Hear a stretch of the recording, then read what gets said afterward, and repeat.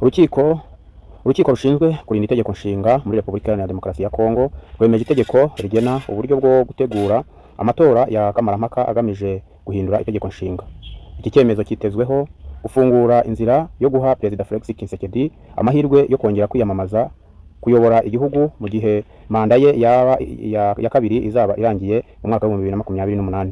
Iki cyemezo cyatangajwe na Perezida w'uru rukiko Dieudonné Kamureta Bodibanga tariki ya 28 Nyakanga mwaka wa 2026. Yavuze ko itegeko rya kamarampaka ryubahiriza itegeko nshinga. Perezida Tshisekedi ari ku butegetsi kuva mu mwaka wa 2019. Itegeko nshinga rya RDC cyangwa se Repubulika Iharanira Demokarasi ya Kongo risanzwe riteganya ko umukuru w'igihugu amara manda ebyiri ku butegetsi agasimburwa n'undi munyekongo nyuma yaho. Itegeko rya kamarampaka ryemejwe n'imitwe yombi y'inteko ishinga amategeko rifite intego yo gushyiraho uburyo bwo guhindura zimwe mu ngingo z'itegeko nshinga. Urukiko rwemeje ko perezida ashobora gutangiza inzira yo guhindura itegeko nshinga binyuze mu nteko yihariye, hagakurikiraho amatora ya kamarampaka nyirizina. Abatavuga rumwe n'ubutegetsi bwa Tshisekedi nka Martin Fayulu, Jean-Marie Kabundi, Moise Katumbi na Deri Sesenga barwanyije iyi gahunda bavuga ko igamije kumufasha kwiyamamaza manda ya gatatu.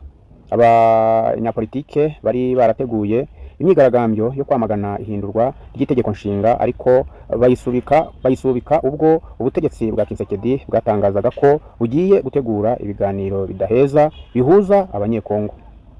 Mu ntangiriro za Gicurasi umwaka wa 2026, Perezida Tshisekedi yavuze ko atigeze asaba manda ya gatatu, ariko yongeraho ko niba abaturage bayifuza azabyemera, kandi ko umwaka wa 2028 nugera intambara yo mu burasirazuba bwa Repubulika Iharanira Demokarasi ya Kongo itarahagarara nta matora azaba. Ibi byose muri Repubulika Iharanira Demokarasi ya Kongo biri kuba aho mu burasirazuba bwa Repubulika Iharanira Demokarasi ya Kongo hamaze kwigarurirwa n'umutwe wa M23 ibice bitandukanye, harimo agace ka Goma ndetse na Bukavu ubu kagenzurwa na M23 ndetse no mu tundi duce aho M23 igenzura ifatanije na Twirwaneho.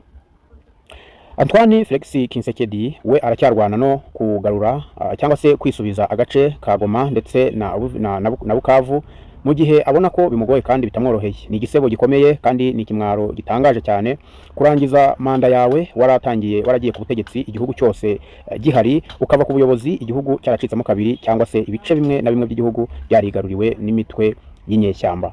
Akaba ariyo mpamvu Antoine Felix Tshisekedi, perezida wa Repubulika Iharanira Demokarasi ya Kongo, arimo arwana no kugira ngo arebe ko yakongera kwiyamamaza manda ya gatatu, nibura akareba ko hari icyo yahindura. Ikindi kandi kimutera kwiyamamaza kuri manda ya gatatu, aracyashaka guhangana ndetse no gukomeza gushyigikira umutwe wa FDLR mu rwego rwo gushaka uko wahungabanya Repubulika y'u Rwanda. Murabizi neza yuko uyu mutwe uba cyangwa se wivanze n'ingabo za Repubulika Iharanira Demokarasi ya Kongo, zikaba ariho zishyigikirwa ndetse zigaterwa inkunga n'igisirikare cya Repubulika Iharanira Demokarasi ya Kongo, tudasize na Repubulika y'u Burundi iyobowe na Ndayishimiye.